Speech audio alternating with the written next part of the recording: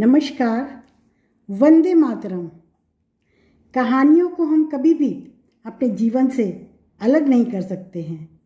बचपन से लेकर के जब से हम होश संभालते हैं तब से हम कहानी सुनना शुरू करते हैं और जीवन भर कहानी सुनते हैं, क्योंकि बीता हुआ हर कल एक कहानी बन जाता है।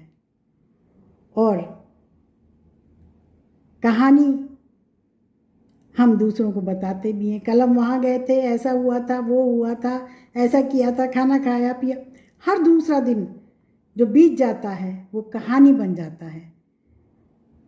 तरह तरह की कहानियाँ होती हैं। परियों की कहानी, मूर्खों की कहानी, नैतिक कहानियाँ, और भी कहानी के बहुत से रूप हैं। किसी भी रूप की कहानी हम सुना सकते हैं। आज मैं आपको परी लोक ले चलती हूँ। परी की एक कहानी। और परियों की कहानी हमें एक काल्पनिक जगत में ले जाता है जहाँ सब कुछ कल्पना होती है, कुछ भी वास्तविक नहीं होता। सब कल्पना, सपना जैसा। चाहे जो कुछ उसमें बना लो। वहाँ पर जानवर बोलने लगते हैं, परियां उड़ने लगती हैं, उनके पंख होते हैं और वो आकाश में उड़ जाती हैं, धरती पे आ जाती हैं। तरह तरह की बातें हम परियों की कहानी में ला सकते हैं और उसका एक प्रभाव हमारे मस्तिष्क पर पड़ता है, क्योंकि इस लोक से ये दौड़ भाग, टेंशन और जो भी हमारे साथ रहती हैं बातें, उनसे दूर एक कल्पना जगत में परियों की कहानियाँ हमको ले जाती हैं और बड़ा सुखद एहसास कराती हैं। कुछ पल को हम बिल्कुल उस परी लोक में ही विचरण करने लगते हैं। तो आइए हमारे साथ कुछ क्षण परियों के साथ गुजारें। एक राजा था, उसके 3 रानियां थीं। तीनों एक दिन घूमने निकल पड़ी, राजा से अलग। तीनों घूम ही रही थी। उन्होंने देखा कि एक सोने का हिरन है और वो बिल्कुल रास्ते में वहीं पे खड़ा हुआ है। अब तीनों रानियां उस पे एक साथ मोहित हो गई और उस हिरन को चुपके चुपके चुपके चुपके चुपके चुपके चुपके चुपके पकड़ने की ताक में पहुंच गई कि इस हिरन को किसी तरह से पकड़ ले चलें, अपने राजमहल में रखेंगे, खूब अच्छा अच्छा खिलाएंगे। चलते हैं इस हिरन को पकड़ने। तीनों रानियां चुपके चुपके चुपके चुपके चल दी, लेकिन तब तक उन्होंने देखा एक आदमी पास में खड़ा हुआ है और उस आदमी को देख के वो हिरन गायब हो गया। अब वो जो रानियां थी उस आदमी को बहुत बकने लग गई, बड़ा भला बुरा कहने लगी कि तुम्हारे कारण वो हिरन गायब हो गया। वो आदमी भी सोचने लगा अब क्या करूं। तो रानियां बोली कि जाओ हिरन ढूंढ के लाओ। अब वो आने के बाद वो इधर उधर ढूंढने लगा, हिरन गया तो गया कहाँ। खैर बहुत ढूंढा, कहीं हिरन नहीं मिला। रानियां भी चुपचाप लौट आई अपने घर।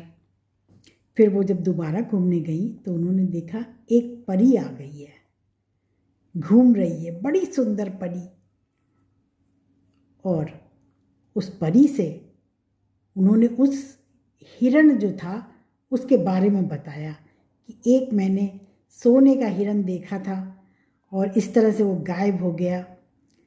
तो वो जो परी थी वो तो सब कुछ जानती थी, क्योंकि हिरन तो उसी के पास था, उसी का हिरन था।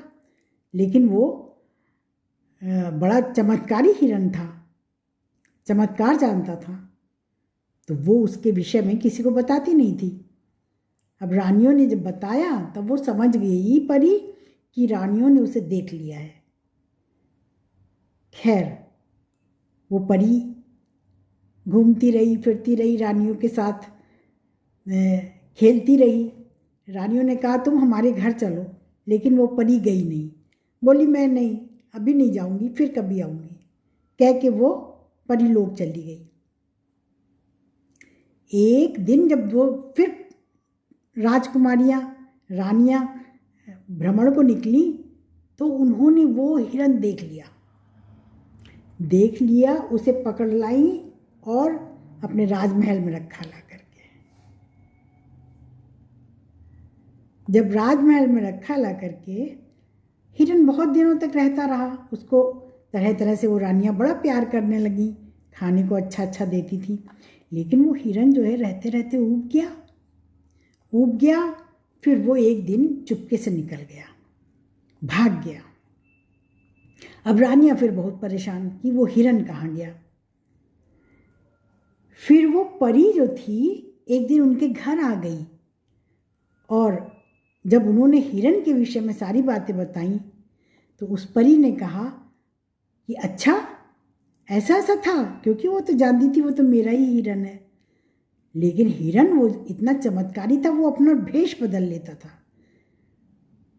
तो वो वेश बदल के घूम रहा था, तभी उसको कोई पकड़ नहीं पाया, क्योंकि वो सब तो हिरन को ढूंढ रहे थे। और वो जो था दरबारी बन गया था, और दरबारी बन के दरबार में बैठा करता था, सबको देखता था, इसलिए कोई जानता ही नहीं था कि ये हिरन है।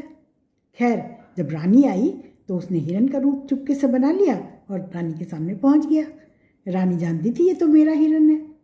तो रानी जो है उन लोगों को, वो जो रानियां थी इतना प्यार दे रही थी हिरन को कि उन्हीं लोगों को वो हिरन सौंप करके फिर वो परी लोक चली गई, एक अपनी दुनिया में चली गई। कुछ क्षण को हम आपको कितने अनोखे परी लोक में ले चले। वहाँ आपको कैसा लगा, कैसे आपने विचरण किया और उस सोने के हिरन के लिए क्या क्या बातें सुनी, सब बताइए मुझे कमेंट बॉक्स में। मेरी कहानी कैसी लगी। ये सोने का हिरन बड़ा चमत्कारी था और वो तरह तरह के भेष बदल लेता था और रानियाँ उस पर मोहित थी कि ये सोने का हिरन मेरे पास ही रहे किसी तरह से। तो इस तरह से ये परी लोक कितना सुंदर था और वो परी अब अपने लोक में चली गई और वो हिरन जो था वो रानियों के साथ रहने लगा। धन्यवाद, शुभकामनाएं।